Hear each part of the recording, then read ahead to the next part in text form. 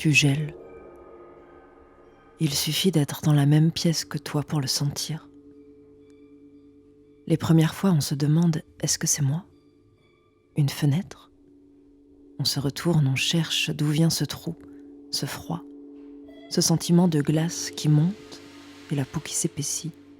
Et les muscles, en une seconde, durcis et les nerfs qui cassent, ça prend au ventre, aux doigts, aux racines, au dos, ça pénètre. On se retourne, on cherche. Est-ce que quelqu'un a ouvert une fenêtre ? Les premières fois, on ne sait pas. Tu ne lèves pas les yeux. Ta bouche murée. On croit qu'on peut avancer vers toi. On ne voit pas que c'est toi qui gèles pour arrêter les corps avant qu'ils ne t'approchent de trop près, avant qu'ils risquent de te toucher, de t'atteindre. On ne sait pas.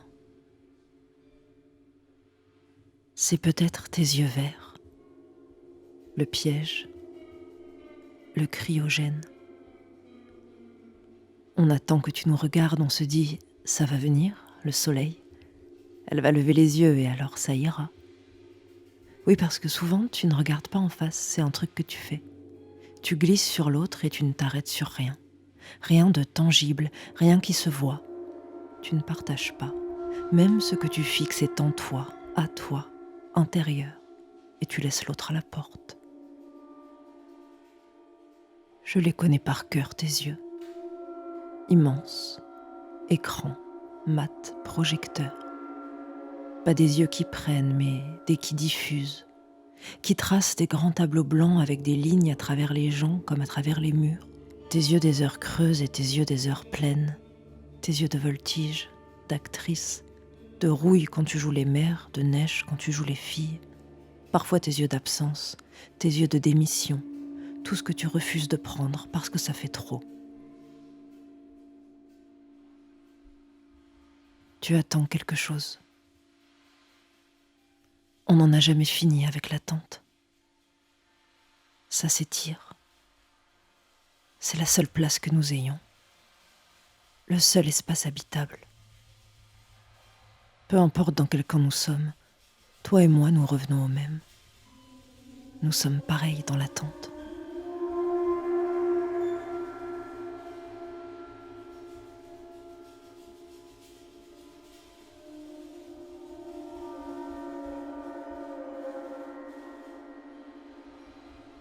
Toi, tu ne dis rien. Tu n'as rien à dire. Mais je ne vais pas être satisfaisante.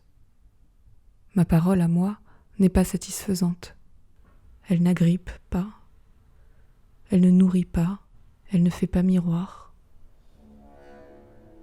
Tu ne sais pas que cette froideur, comme tu dis, admettons que je sois froide après tout, j'accepte d'endosser la froideur, la neige, le vent, la dureté des campagnes de l'Est, d'accord ? Cette froideur que tu prends contre toi, c'est le son qui n'a plus de quoi faire forme, de quoi même se montrer. C'est le bramement de la terre qui s'ouvre, après les pillages, la famine, le craquellement, après que les arbres sont tombés un à un en laissant leur entaille dans la pierre. C'est le ventre inutile, le sang écoulé pendant 40 ans inutile, les seins, les bras et même les cuisses qui s'ouvrent sur rien, les enfants, les noms que tu t'es imaginé donner, ce que ton corps s'est préparé à accueillir, à mûrir, à modeler, pour lesquels tu étais prête à te fendre. Et à quoi bon pleurer maintenant ? Tout ce qu'on t'a mis sur ton dos depuis ta venue au monde pour que tu le transportes, toutes les vies, tous les cris avant toi, à condition que tu joues toi aussi ton rôle, que tu tiennes ta place de guet dans la maison familiale, que tu assures la passation, la maison familiale qui se vide avec toi, que tu condamnes progressivement pièce après pièce, sans même prendre la peine de couvrir les meubles, dans laquelle tu finis par déambuler sans plus bien faire la distinction entre ton corps et les murs, sans plus bien savoir à travers quoi tu erres et dans quoi tu te cognes. La maison familiale qui fait de toi le lieu que tu hantes.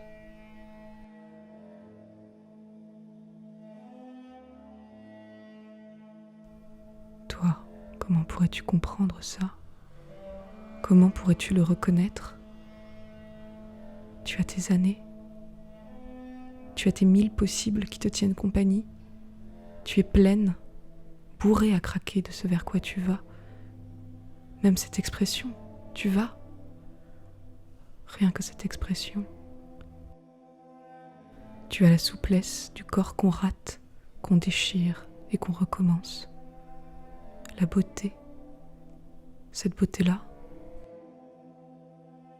Mais moi, le corps trop visible et qui ne se voit plus, qu'on camoufle, qu'on enfouit, ce corps qui n'existe plus, qu'on n'invite plus à venir là, sur scène, que pour son âge, que pour sa vieillesse, comme une roche qu'on date, et l'absence, l'écho de la pièce vide quand tu respires, si fort parfois qu'il te laisse l'illusion que quelqu'un marche, qu'il y a quelqu'un d'autre que toi, ce leurre de plus en plus insidieux que tu finis par chérir, au point d'écouter l'air siffler dans ta gorge, tes poumons, ton ventre jusqu'au fond, parce que ça fait pendant quelques secondes au moins résonance, debout, à la verticale. Pourquoi le dire ? Tout ce que je porte à présent, ce sont les mots des autres, à des foules, en étrangère. Je suis devenue une mule, une pauvre mule, tenue droite par sa marchandise. Froide, si tu veux. C'est ça que tu vois quand je parais sur scène, cette certitude de la ouate.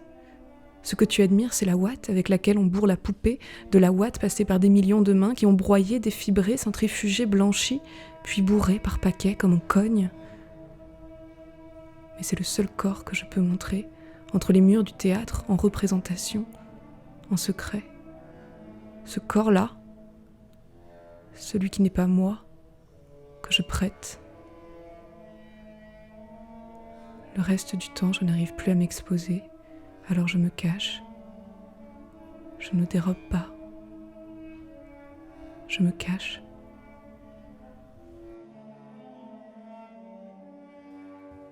Ça sonne faux. Tu n'as pas les bons codes, Claire. Tu plaques tes histoires. Moi, je ne suis pas de cette solitude-là, celle dont tu parles. Cette solitude qui nous fait négocier entre nous des rations de présence comme on troquerait du pain. Ça t'aurait arrangé, sans doute. C'est sûr. C'est arrangeant, la solitude. Ça rassure. C'est le pot commun. Un peu de notre visage à tous, c'est commode. Et puis ça camoufle tout le reste. Tout ce sur quoi il en coûterait de se pencher vraiment. Mais le désert... Le désert ne s'accouche pas. Il est roi. Il se déclare et alors personne n'y peut rien. Ni la scène, ni mes mots, ni tes mains.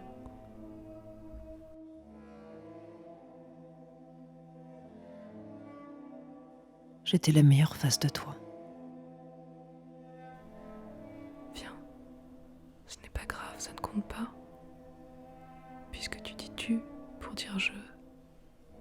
Alors ça va, regarde, Claire, je suis là. Je suis là. On ne nous séparera plus, c'est fini. Tout ça, à moi maintenant, tu es à moi. On sera la chose et l'ombre, mais en un seul morceau amalgamé. L'ombre avalée, c'est finir, regarde comme on est belle. Regarde comme on va bien ensemble.